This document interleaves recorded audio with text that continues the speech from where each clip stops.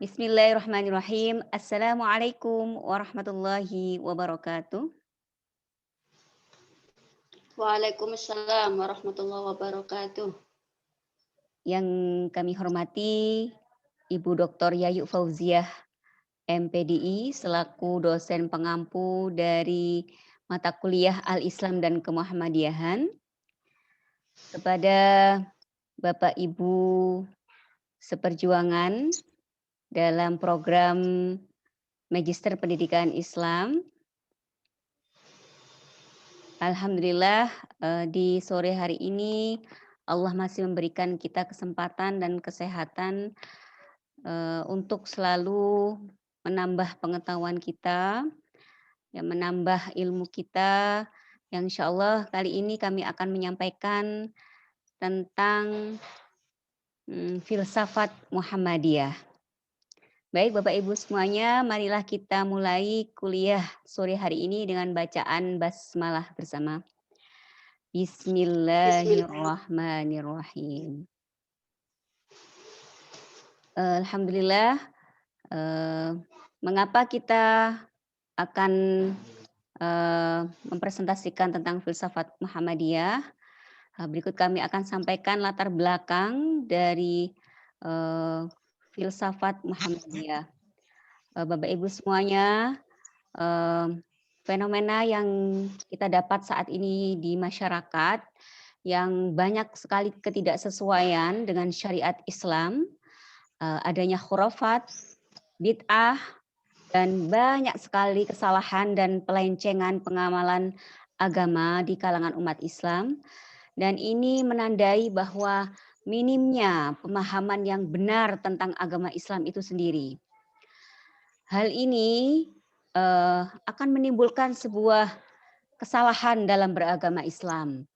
Maka dari itu sangat diperlukan adanya para ulama yang menyeru kepada amal ma'ruf dan nahi mungkar.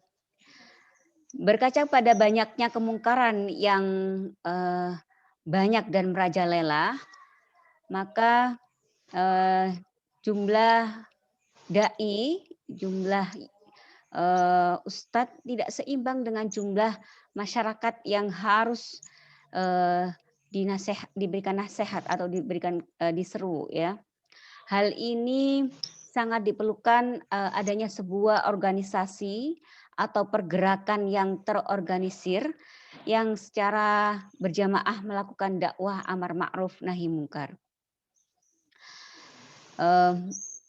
Membahas tentang pergerakan, salah satu pergerakan yang luar biasa besarnya yaitu Muhammadiyah, merupakan organisasi masyarakat yang mempunyai misi tujuan perjuangan yang berorientasi pada amar ma'ruf dan nahi mungkar.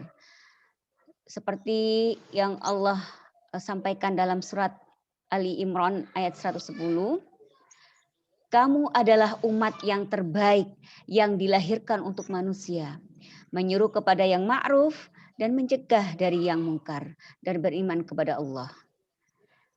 Di sini Muhammadiyah kita sudah tahu semua, insya Allah kapan Muhammadiyah itu didirikan dan siapa yang mendirikan, insya Allah semuanya sudah paham, ya. Kiai Haji Ahmad Dahlan adalah tokoh dari Muhammadiyah, pendiri Muhammadiyah. Kemudian didirikan pada tahun 1330 Hijriah atau bertepatan dengan 1912 Masehi. Nama organisasi ini diambil dari nama Nabi Muhammad SAW, sehingga Muhammadiyah juga dapat dikenal sebagai orang-orang yang menjadi pengikut Nabi Muhammad SAW. Gerakan Muhammadiyah ini lahir di Kauman Yogyakarta, sebuah kampung yang tidak cukup besar di sana, di samping Keraton Yogyakarta. Muhammadiyah adalah sebuah organisasi Islam besar di Indonesia. Gerakannya berjadikan semangat membangun tata sosial dan pendidikan masyarakat yang lebih maju dan terdidik sesuai Al-Quran dan hadis. Muhammadiyah juga sebuah pergerakan yang menampilkan ajaran Islam bukan sekedar agama yang bersifat pribadi dan statis, tetapi dinamis dan berkedudukan sebagai sistem kehidupan manusia dalam segala aspek. Maka berdasarkan latar belakang inilah menjadi sangat penting kiranya kita sebagai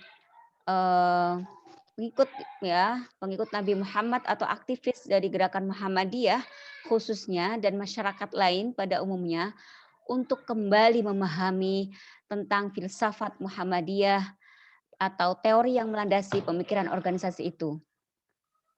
Mulai dari maknanya, aspek-aspeknya, dan urgensi dalam mempelajarinya, hal tersebut bertujuan untuk mengingatkan kembali pedoman dalam menjalani pola kehidupan agar terwujud masyarakat Islam yang kafah dan sebenar-benarnya. Mungkin itu latar belakang dari pembahasan filsafat Muhammadiyah. Mungkin selanjutnya akan disampaikan oleh rekan kami, Ustadzah Rukaini, yang mana nanti akan menyampaikan tentang bahasan langsung ya, bahasan apa itu filsafat Muhammadiyah dan untuk apa ya kita mempelajari filsafat Muhammadiyah dan aspek-aspek filsafat Muhammadiyah nanti akan kami jelaskan seterusnya. Baik, silakan Ibu Rukaini. Ya. Terima kasih kepada Ibu Nur Khalifah atas kesempatan yang diberikan. Mohon maaf, slide-nya, Bu. Siap.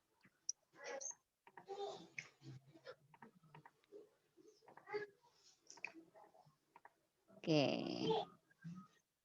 Baik.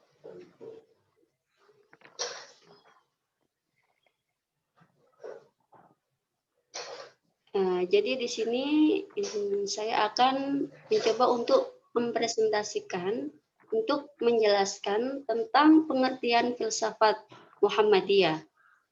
Secara etimologi, kata filsafat berasal dari kata Yunani filosofia, yang berasal dari kata kerja filosofen, yang berarti mencintai kebijaksanaan. Kata tersebut juga berasal dari kata Yunani filosofis yang berasal dari kata kerja pilen yang berarti mencintai, atau philia yang berarti cinta, dan sophia yang berarti kearifan. Dari kata tersebut maka lahirlah kata Inggris filosofi yang biasanya diterjemahkan sebagai cinta kearifan. Adapun menurut Kamus Besar Bahasa Indonesia Online, kata filsafat adalah pengetahuan dan penyelidikan dengan akal budi mengenai hakikat segala yang ada, sebab, asal, dan hukumnya, teori yang mendasari alam pikiran atau suatu kegiatan, ilmu yang berintikan logika, estetika, metafisika, dan epistemologi dan falsafah.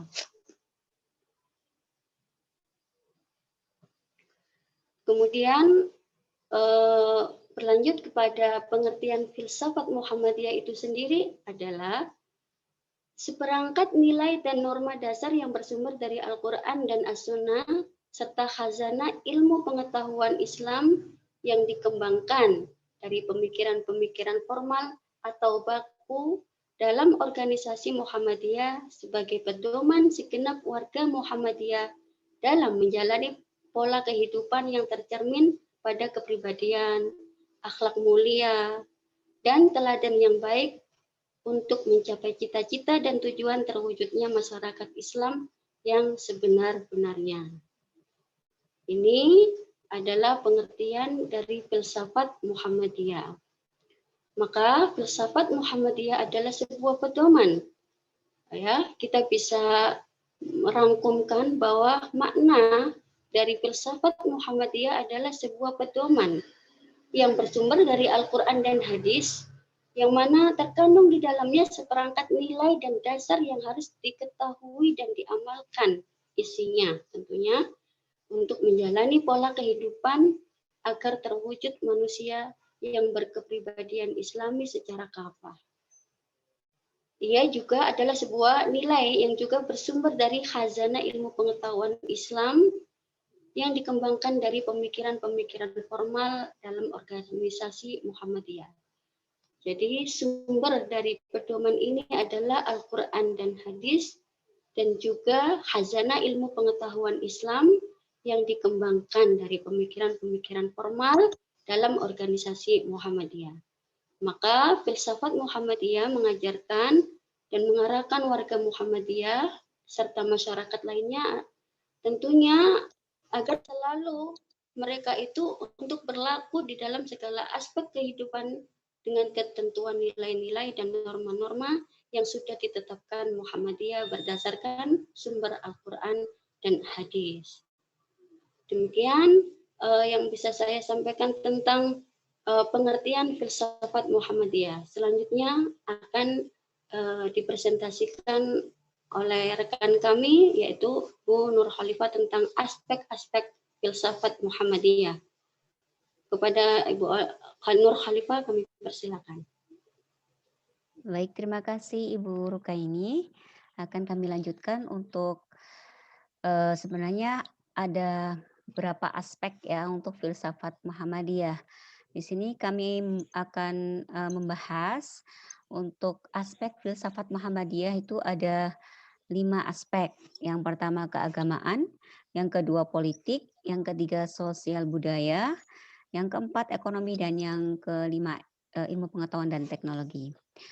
Untuk aspek keagamaan di sini sama halnya dengan cabang keilmuan yang lain ya, filsafat merupakan salah satu bentuk metodologi pendekatan keilmuan.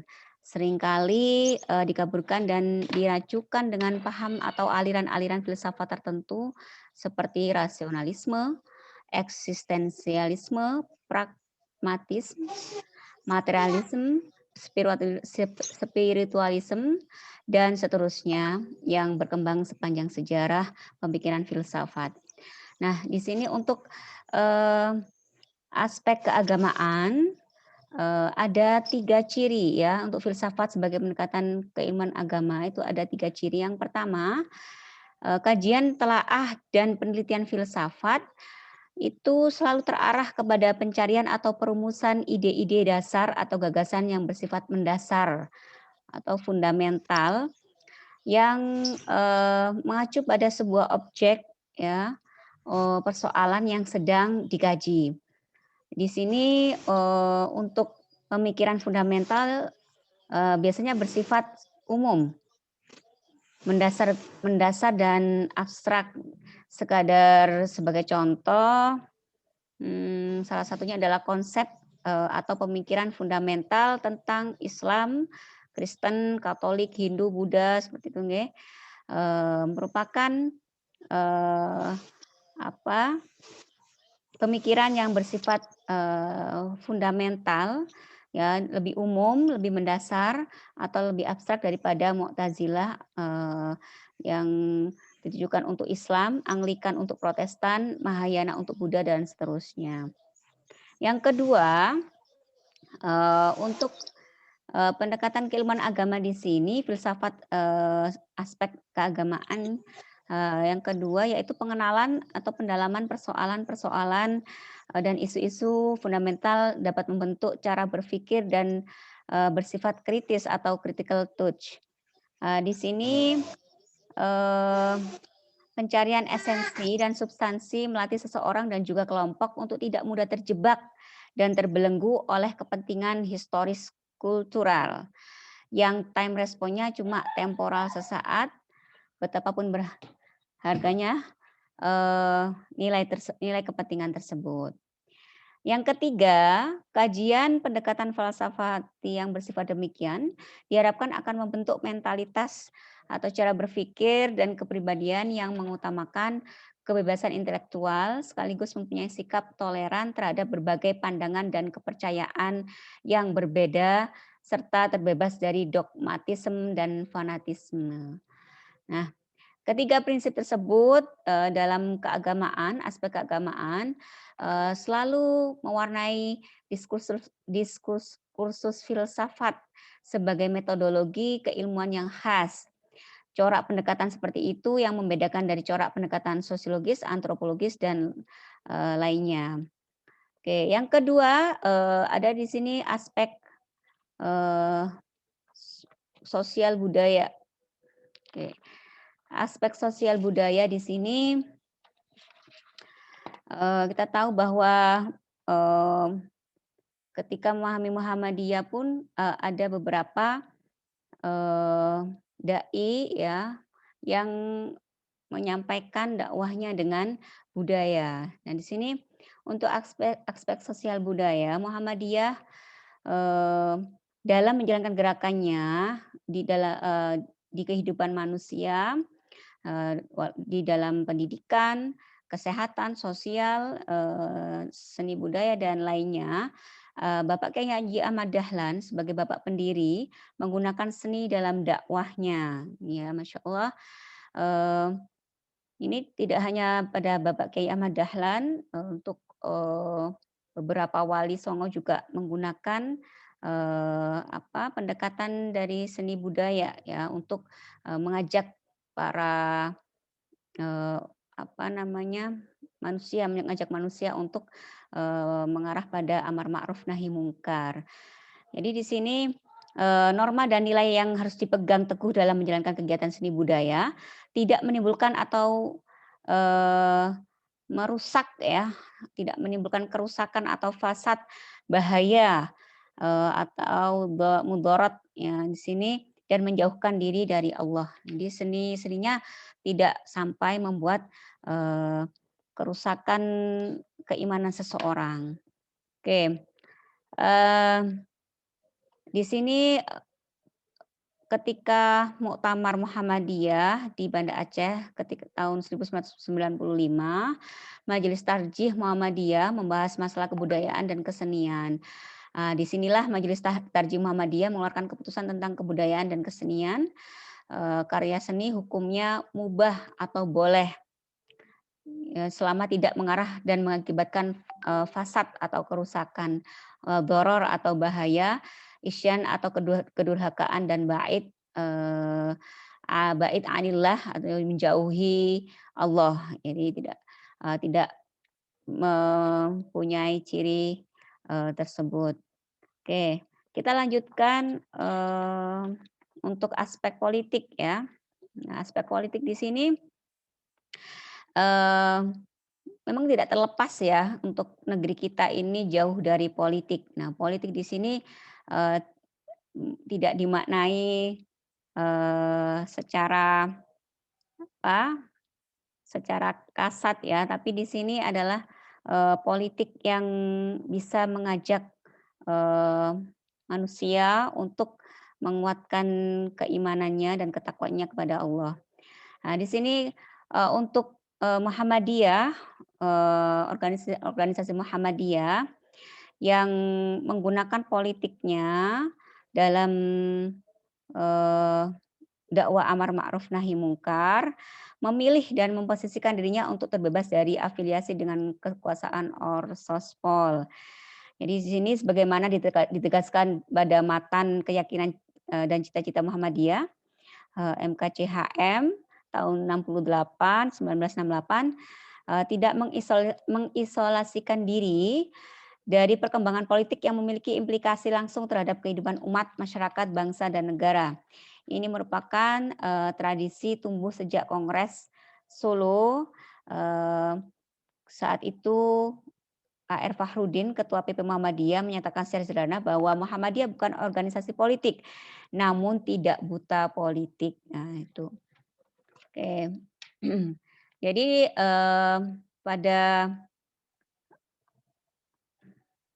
pada keputusan dari PP Muhammadiyah saat itu diketuai oleh Kiai Haji Mas Mansur menyatakan bahwa politik itu urusan penting tetapi tidak masuk ke dalam urusan Muhammadiyah. Yang kedua, jika orang Muhammadiyah mau mengurusi politik, maka ia harus bergerak di luar Muhammadiyah. Yang ketiga, Muhammadiyah tidak boleh digunakan untuk kepentingan politik. Nah, ini maka kita harus bisa bisa menalar keputusan dari keputusan penting ya 5 poin penting ini yang diambil ketika Kiai Haji Mas Mansur sebagai ketua. Oke, yang kemudian Yang keempat, bagi yang bergerak di luar Muhammadiyah harus menyelaraskan langkahnya dengan Muhammadiyah. Yang kelima, harus ada kerjasama antar kelompok umat Islam. Nah, di sini prinsip itu juga tercermin jelas saat Amin Rais menjadi Ketua Umum PP Muhammadiyah, meletakkan jabatannya tahun 98 karena panggilan sejarah untuk mendirikan partai politik sebagai wujud pengabdiannya kepada negeri setelah memimpin gerakan reformasi pada bulan Mei tahun 98. Nah, di sini salah satu faktor keberhasilan Muhammadiyah dalam menjalankan misinya adalah kemampuannya memelihara jarak dengan negara, kekuasaan, dan politik sehari-hari. Itu mungkin yang bisa kami jelaskan tentang politik. Nanti teman-teman bisa baca lebih lengkap ya di makalah. Kita lanjutkan untuk ekonomi. Untuk aspek ekonomi di sini Muhammadiyah sangat berperan ya, berperan besar sekali dalam pertumbuhan ekonomi bangsa. Salah satu organisasi Muslim ya terbesar di Indonesia yang di mana di sini anggota Muhammadiyah juga banyak yang menjadi seorang pengusaha ya, ada di situ pengusaha batik ya, lingkungan batik yang ada di Jogja terutama. Nah, dari situ kita bisa melihat ya, ada beberapa kalangan ya dari anggota Muhammadiyah yang menjadi pedagang, wirausaha, karyawan, pejabat, kemudian ada yang menjadi ulama, tenaga kerja, wartawan, dan ah, berkembangnya perekonomian ya yang dikembangkan oleh anggota Muhammadiyah di sini eh, sangat memberikan dampak yang cukup besar dalam perekonomian maupun infrastruktur dari bangsa. Jadi di sini peran Muhammadiyah di bidang ekonomi negara itu mulai ditunjukkan dengan dibangunnya The Grand Communities oleh Kiai Haji A.R. Fahrudin yang diperlukan dalam pertumbuhan ekonomi negara. Eh, Kemudian di sini ada dua hal yang menjadi landasan bagi Muhammadiyah dalam menekuni bidang ekonomi, yaitu yang pertama, Muhammadiyah memiliki kepercayaan diri untuk terus bekerja di bidang bisnis amal usaha. Karena upaya amal itu tidak kurang dari upaya amal Muhammadiyah seperti pendidikan. Nah, ini luar biasa pendidikan di Indonesia, pendidikan Muhammadiyah, kemudian rumah sakit ya dan dakwah. Yang kedua, eksekusi dari potensi besar Muhammadiyah yang memiliki amal usaha dengan fakta sejumlah besar birokrat duduk di pimpinan Muhammadiyah. Yang kedua, jumlah besar hasil pendidikan sumber daya manusia yang dibutuhkan Muhammadiyah tidak diragukan lagi. Yang ketiga, banyaknya pengusaha di dalam ormas besar Muhammadiyah. Yang keempat, jumlah anggota Muhammadiyah. Nah, Bapak Ibu semuanya banyak sekali ya, masih banyak sekali di sini untuk amal usaha Muhammadiyah yang mana sangat sangat mendukung dan sangat membantu perekonomian bangsa Indonesia. Nah, itu baik baik milik pribadi, usaha pribadi anggota Muhammadiyah ataupun sebuah instansi amal usaha Muhammadiyah. Saya lanjutkan untuk iptek ya, Bapak Ibu.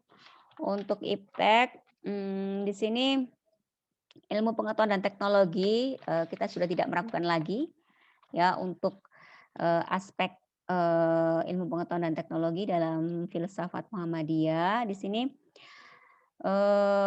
Muhammadiyah mengembangkan sikap tajdid ya dan ijtihad serta menjauhi sikap taklid. Di sini dikatakan bahwa Muhammadiyah ini merupakan gerakan Islam yang non madhab ya, dan gerakan Muhammadiyah itu juga memberikan pembaruan, inovasi ya, kemudian modernisasi, ya, restorasi dan sebagainya. Hal ini mengandung pengertian bahwa kebangkitan Muhammadiyah dalam usaha memperbarui pemahaman kaum muslimin terhadap agamanya, mencerahkan hati dan pikirannya dengan jalan mengenalkan kembali ajaran Islam sejati dengan Al-Quran dan As-Sunnah, itu sejalan dengan hal dan selaras dengan anggaran dasar Muhammadiyah. Dari konteks amal usaha Muhammadiyah, di sini dalam bidang pendidikan sebenarnya sudah dimulai dirintis ketika tahun 1912 oleh Kiai Haji Ahmad Dahlan dalam mendirikan lembaga pendidikan yang diberi nama atas prinsip-prinsip falsafat yang diyakini dan dianutnya. Dan di filsafat pendidikan memanifestasikan pandangan ke depan tentang generasi yang akan dimunculkan. Nah, dalam kaitan ini, filsafat pendidikan Muhammadiyah tidak dapat dilepaskan dari filsafat pendidikan Islam. Karena yang dikerjakan oleh Muhammadiyah pada hakikatnya adalah prinsip-prinsip Islam yang menurut Muhammadiyah menjadi dasar pijakan bagi pembentukan manusia muslim. Oleh karena itu, sebelum mengkaji orientasi filsafat pendidikan Muhammadiyah, perlu menelusuri konsep dasar filsafat pendidikan Islam yang digagas oleh para pemikir maupun praktisi pendidikan Islam. Jadi filsafat yang diyakini oleh Muhammadiyah adalah berdasarkan agama Islam, maka sebagai konsekuensi logisnya Muhammadiyah berusaha untuk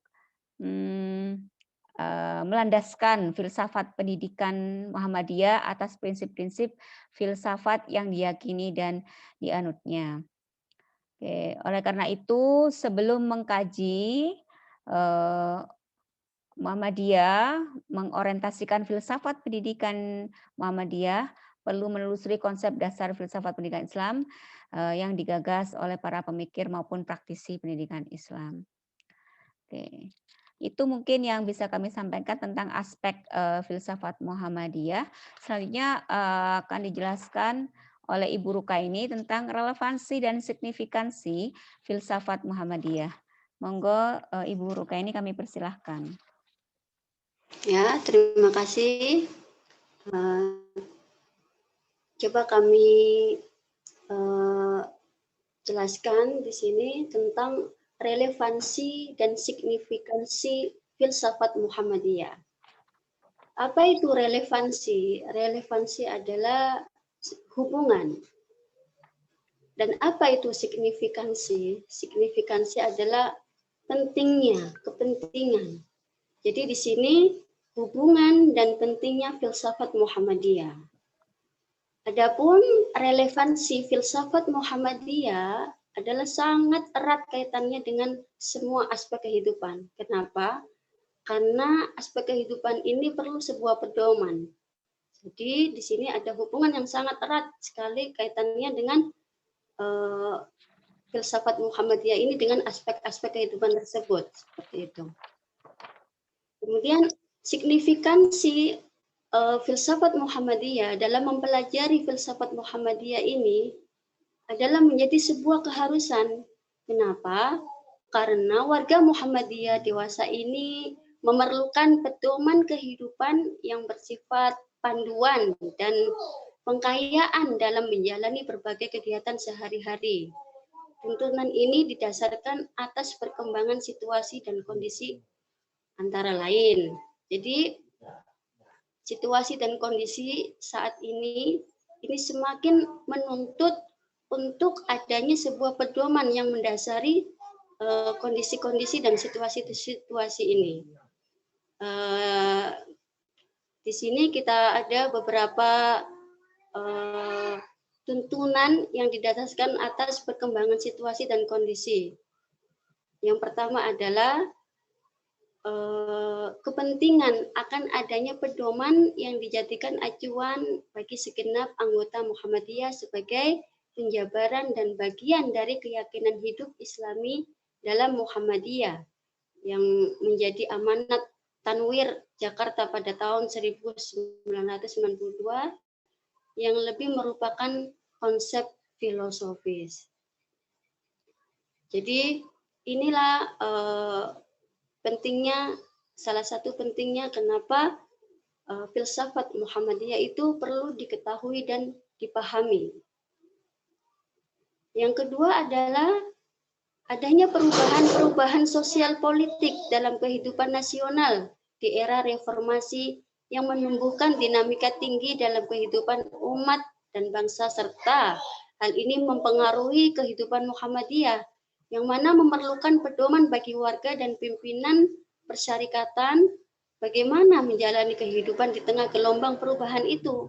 Maka ini juga yang menjadikan pentingnya atau signifikansi filsafat Muhammadiyah untuk dipahami. Yang ketiga adalah perubahan-perubahan alam pikiran yang cenderung pragmatis. Artinya pemikiran yang berorientasi pada nilai guna semata. Juga pemikiran yang cenderung materialistis atau berorientasi pada kepentingan materi semata juga. Kemudian pemikiran yang hedonisti atau berorientasi pada pemenuhan kesenangan duniawi semata, yang semuanya ini menumbuhkan budaya indrawi atau kebudayaan duniawi yang sekuler dalam kehidupan modern abad ke-20 yang disertai dengan gaya hidup modern memasuki era baru abad ke-21. Jadi ini juga adalah salah satu pentingnya kenapa filsafat Muhammadiyah itu diketahui dan dipahami. Yang keempat adalah penetrasi budaya atau masuknya budaya asing secara meluas dan multikulturalisme atau kebudayaan masyarakat dunia yang majemuk dan serba militansi. Yang mana hal ini dibawa oleh globalisasi atau proses hubungan sosial, ekonomi, politik, budaya yang membentuk tatanan sosial yang mendunia, yang akan makin nyata dalam kehidupan bangsa. Jadi adanya era globalisasi juga menuntut untuk kita semakin memahami dan memahami lagi apa itu filsafat Muhammadiyah. Kemudian yang kelima adalah perubahan orientasi nilai dan sikap dalam bermuhammadiyah. Karena berbagai faktor internal dan eksternal tentunya yang memerlukan standar nilai dan norma yang jelas dari Muhammadiyah. Inilah lima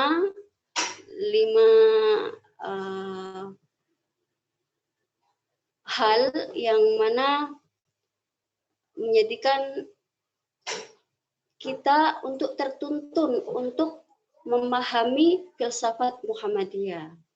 Dasar-dasar inilah, dasar-dasar lima inilah, masalah-masalah lima hal inilah yang menjadikan kita harus semakin mengetahui dan memahami filsafat Muhammadiyah itu sendiri. Maka di sini kita bisa menyimpulkan bahwasanya filsafat Muhammadiyah adalah sebuah pergerakan yang menampilkan ajaran Islam, bukan sekedar agama yang bersifat pribadi dan statis, tetapi agama yang dinamis dan berkedudukan sebagai sistem kehidupan manusia dalam segala aspeknya. Ya. Jadi segala aspeknya mempunyai pedoman, mempunyai landasan, yang mana landasan ini bersifat pribadi dan statis dan juga dinamis. Untuk itu, dalam meraih tujuannya, tentunya Muhammadiyah ini mempunyai dasar-dasar pedoman atau landasan yang dikenal dengan filsafat Muhammadiyah, sebagaimana yang sudah kita paparkan di awal. Kemudian filsafat Muhammadiyah juga mencakup segala aspek kehidupan, mulai dari aspek keagamaan, sosial budaya, aspek ekonomi, politik, dan juga aspek iptek dan lain sebagainya yang belum kita tuliskan di sini satu persatu. Adapun relevansi filsafat Muhammadiyah adalah sangat erat kaitannya dengan semua aspek kehidupan. Signifikansi mempelajari dan memahami filsafat Muhammadiyah menjadi sebuah keharusan. Warga Muhammadiyah dewasa ini memerlukan pedoman kehidupan yang bersifat panduan dan pengkayaan dalam menjalani berbagai kegiatan sehari-hari. Demikian yang bisa kami sampaikan. Sekurang lebihnya kami mohon maaf. Nasrun minallah wa fathun qarib. Dari saya pribadi, Assalamualaikum warahmatullahi wabarakatuh. Saya kembalikan kepada moderator Ibu Nur Khalifah. Waalaikumsalam warahmatullahi wabarakatuh. Baik, terima kasih Bu Rukaini. Alhamdulillah Bapak Ibu semuanya. Semoga dari apa yang kita sampaikan tadi tentang filsafat Muhammadiyah memberikan tambahan ilmu bagi kita semua dan semoga diberikan manfaat oleh Allah Subhanahu wa taala. Amin ya rabbal alamin. Baik, saya kira itu Bapak Ibu semuanya dan Ibu dosen yang kami banggakan, Ibu Yayu. Demikian presentasi untuk filsafat Muhammadiyah dari kami. Jazakumullah khairan atas bimbingannya. Kami akhiri. Wassalamualaikum warahmatullahi wabarakatuh. Waalaikumsalam warahmatullahi wabarakatuh.